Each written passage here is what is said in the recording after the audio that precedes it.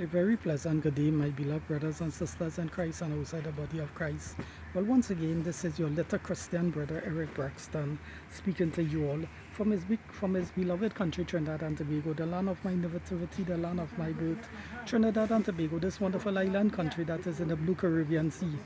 In the month of July 2020, brothers and sisters, I know that I'm a big boy. I could say all the big Christian brothers speaking to you all, but I rather call myself this little Christian boy, or the little Christian brother speaking to you all. So I think you all should get accustomed by that, and let us stick with the letter, right? Please let us do it for God's sake. Brothers and sisters, in this part 2 video, as I said, I'm in a new series.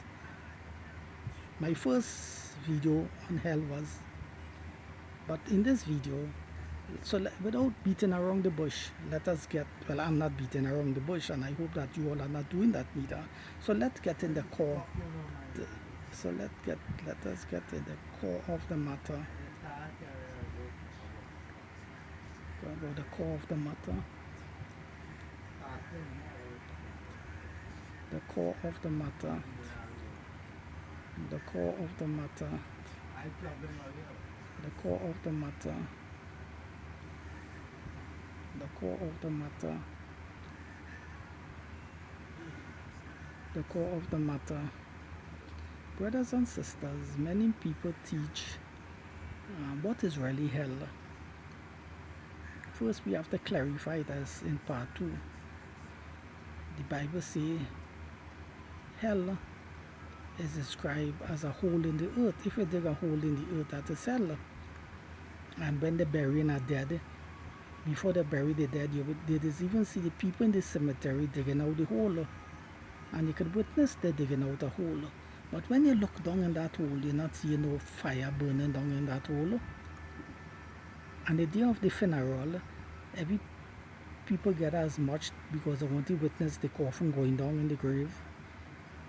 But that is hell, so they put the coffin in hell, which is a hole in the earth, and cover it up with dirt. But have anybody witnessed fire down there? No. Some people also say a volcano is hell. They say that's a passageway to hell. Because they say a volcano, this issue when it erupts with fire and lava coming out. Right? But the point is, I want to ask a question. When the volcano is not in eruption, does it have fire under the volcano? Of course not. I think it's when it erupted, these chemicals come together and ignite, and then you get the smoke and the lava. But when the volcano is dormant for, let us say, 30 years, 40 years, there's no fire down there, but many people say that is a passageway for hell. So people is under the volcano, down in the hole in that under the volcano, and when the volcano is not activated by sending up lava and fire, they're saying that the volcano is still activated because it have wicked people under the volcano, down in the volcano, in a lake of fire, and they're tormented. That is one of the theories. Is all these things true, brothers and sisters, with the volcano? Well, I'm saying that is false. But digging a hole and burying an animal or burying a human being in the earth, that is hell. That is hell, brothers and sisters. Is Gehenna hell? Gehenna is not hell. That is before a lake of fire. That is different to a hole in the earth. Different. Some people also say Hades is hell. Well, if Hades is hell, a next term for the grave, they are correct. And they say Sheol is hell. Well, if the word Sheol for hell is a hole in the earth where they bury the dead, they are still correct. No. Some people will say, what about the millions of people who are being cremated? Because they are not buried in a coffin. They burn them in the coffin, and when they burn them, they take the ashes and put it in a little glass bottle, and they could keep it in the house or they sprinkle it in the atmosphere. Is that person buried in hell? Of course not. The person was not buried. They dig no hole and put him down in the earth because he was cremated. He was cremated. He was cremated. So he was not buried. So all the people who are cremated, they did not went to hell. They did not went in the earth, because when they put that person in the coffin and they run it through the fire, they didn't dig no hole and put the coffin inside the earth, because hell is a hole in the earth. So all the people who are cremated, for instance, let us take the Hindus. All the Hindus that are cremating people, all the Hindus that burn, they didn't went to hell because they didn't bury them. It's people who bury go to hell in the grave. Those are hell, the grave, you have to dig a grave. And these people who are cremated, they are digging no grave, they put them on piece of wood and burn them up. Right? Am I speaking truth? Yes, and also in the cremation place. And they entitled, and the people just get the ashes. Brothers and sisters. And then but if they take the ashes of the dead person now and bury it in the earth, well, then the remains of that person is now buried in hell, in the earth. But not in all cases that is be so. You see, we have to deal with this reality, and therefore I have to teach you all that. And I know a lot of you all know that. Right? But some of them, a lot of people still is ignorant to the difference aspect of it. So the volcano is not hell with the fire coming out. Not everybody that is cremated go to hell. But all the people that cremated, the body destroyed by fire, but God will be able to resurrect them back. Alright, what about all the people who drowned in the sea now? Die in the aeroplane in Second World War, the ships that get blown up, and the people die in the sea, was eaten by shark and all these things. Will God be able to resurrect them when the shark eat up the body? And all the people who drowned in the sea and never recover their bodies, what have become of them? Of course, they decompose in the sea. Did they went to hell? Did they went in hell? These people who drowned in the sea, the answer is no. Because nobody then that went down there and find a body and dig a hole in the surface of the sea and bury them down there.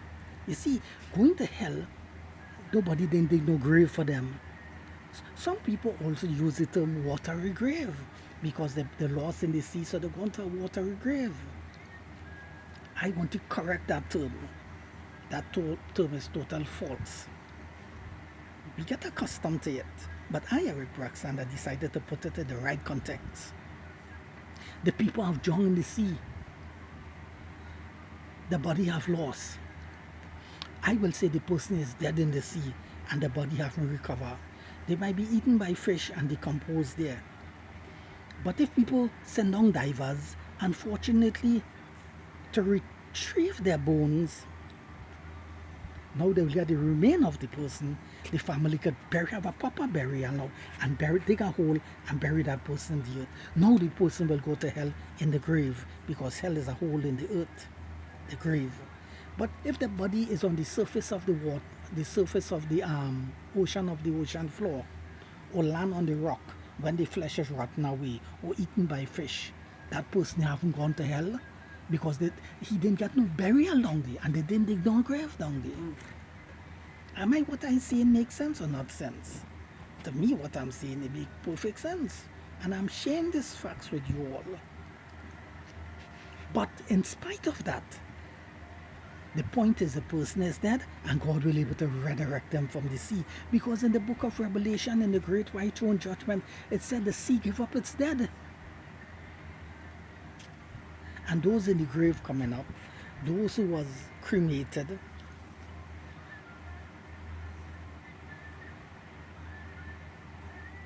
God will resurrect all these people. But what I want to say is all these people who die, I want to put this in the mix, because I want to do crystal comprehensive teaching on this. So, when all the wicked people die, do they go to a lake of fire tormented, whether they die in the sea or they bury in hell or they cremated? All the wicked, do they go to a lake of fire tormented forever, ever, one time, instantly? And what about all the righteous people when they die? Do they go to heaven the same time too? Did they go to heaven the same way too? And be in bliss in heaven, seeing God the Father and Jesus Christ and the angels? Now that is the teaching that is out there. So I want to tax all your mind to pay a close attention to what this little Christian boy is teaching you all. So we will go through this teaching and arrive at the right juncture concerning what the Bible teach. So I'm raising all these factors as early o'clock, so we'll be able to address it one by one as we go along this route, this way, in this teaching. Now,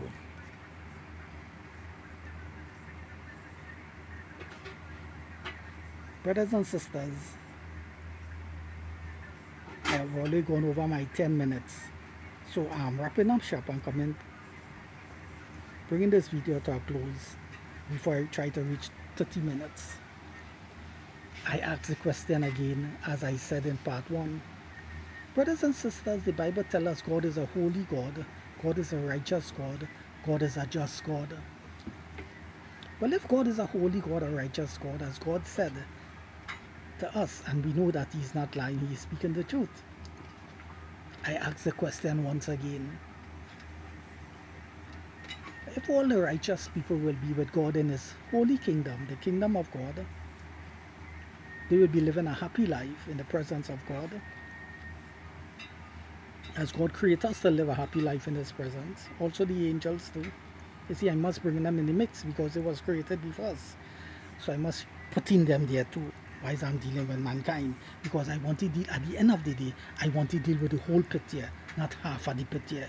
Because I, Eric Braxton, I hate when I go in the cinema and half of the picture start and I see the whole picture. I want to be early o'clock in the picture so I could see the whole picture from the start to the finish. So when I reach home, I can tell my friends, who's the crook in the picture and who's the star boy, because I was there at the beginning of the picture. If I reach half of the picture, I will not able to understand everything. I had to ask questions and to the people, how the picture, and I then went in the cinema to do that. I pay my money, I want to see the beginning to the end.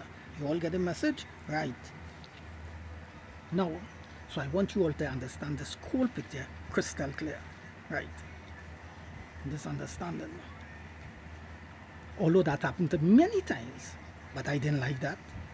But in the cinema, I cannot make noise and be unruly like these hooligans up in the football in England. When the team are not going well, they make one set of noise in the stadium. I will sit down quietly in the cinema, in spite I relieve they reach 15 minutes late and I did not see the beginning. I will still sit down there quietly and watch how much I could watch. No? Yes, but next time when that set picture is showing, I will go in the cinema early o'clock to watch the part that I did not watch at first, and then this time I'll watch the whole movie. Do you all understand me crystal clear? Fine.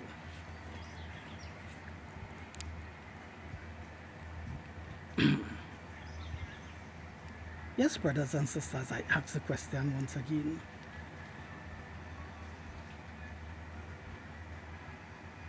So the righteous, all that, so the teach, well, not the Bible, but a lot of the pastors and them teach, not all the pastors, a lot of the people in Christianity teach that, and they claim that they're getting it from the Bible, but I'm not seeing it there.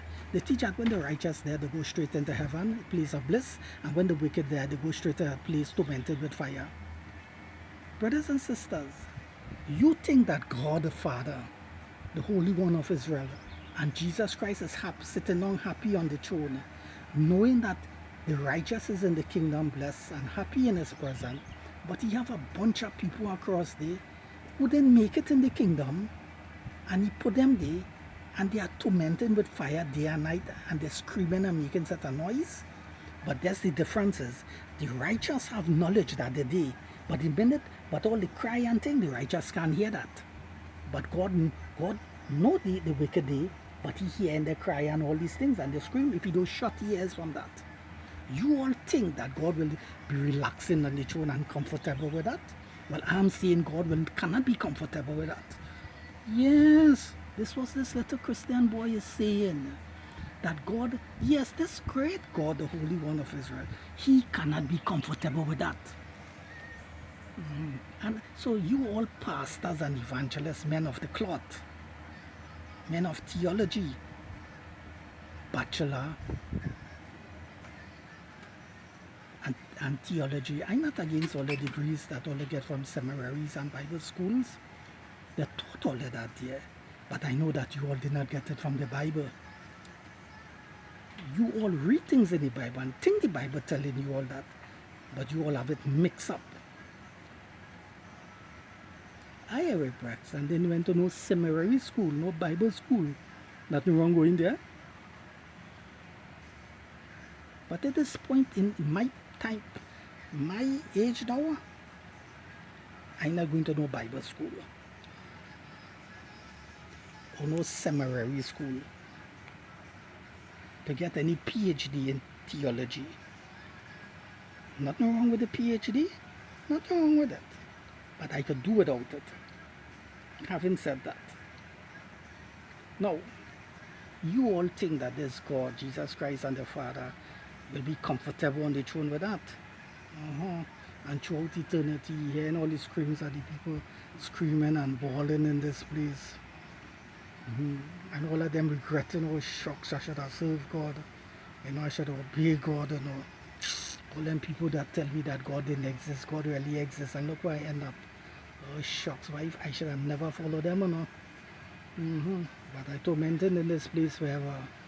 And we bawling down the place, screaming down the place. Or they think God will be comfortable with that, knowing that these people going through that forever, and God is relaxing on the throne and smiling, man. Yeah, and giving waves to the saints at his front. Yeah, bye, hi, yes, everything is fine. Yes, everything is fine. Christ and the Father telling all the saints, everything is fine, man. Everything is fine. Yes, you all are happy. That's how I create you all to be. It's true, you really create us to be happy. But these people, of course, they are not happy. And he's comfortable with that. And he's satisfied with that. That these people's lives tormented forever. You all think that's the God of the Bible? Well, I'm saying that is not the God of the Bible. I'll show you all that. I will teach you all that. I will bring that divine revelation onto the heart, to all your heart, mind, and soul. Yeah. This will be manifested to all them heart, mind, and soul. You all will really see the true character of God.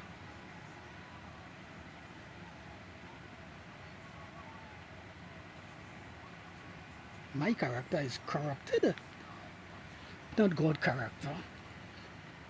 Because I was born in sin and shaped in iniquity, and in sin did my mother conceive me, all mankind. So we are corrupted by sin, not God. God is supreme, holy, supreme, righteous. You know what is supreme? Find out what that word means. That is how God is. God possesses supreme holiness, supreme righteousness. Only thing I use them big words. Yeah, but try to understand what that means. Then always see the kind of person you're dealing with. Brothers and sisters, you all think Christ and the Father and Jesus Christ will be happy on the throne with that, knowing that a bunch of people on the other side tormented forever and ever in some lake and fire. You think only think God will put people through that? Yeah. And you all will say that what Eric Braxton is saying, he going contrary to the Bible, because right in the Bible we see an everlasting torment and everlasting fire and everlasting torment. So you see Eric Braxton is going contrary. I know, I read all these things, but they understand it. You all do not have the understanding about it. Because there's other texts in the scriptures showing you the opposite to that. So you cannot accept the two verses. It means these certain texts are written in that way, but it doesn't really mean that. But the other texts mean what it actually say.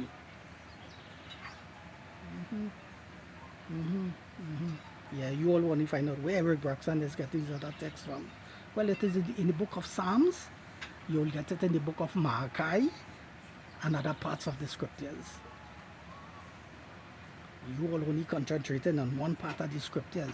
Well, the Bible make up of 66 books, and you have to learn to read the 66 from Genesis to Revelation. But a lot of you all want to read the New Testament alone and abandon the Old Testament. You